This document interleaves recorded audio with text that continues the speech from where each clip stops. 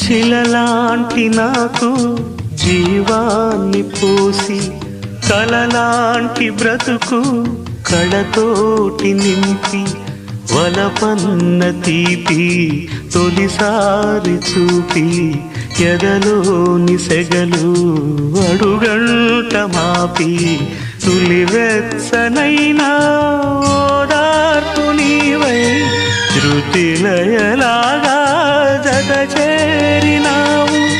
నువ్వులేని నన్ను హింసలేను, నా వేదనంతా నివేదించలేను.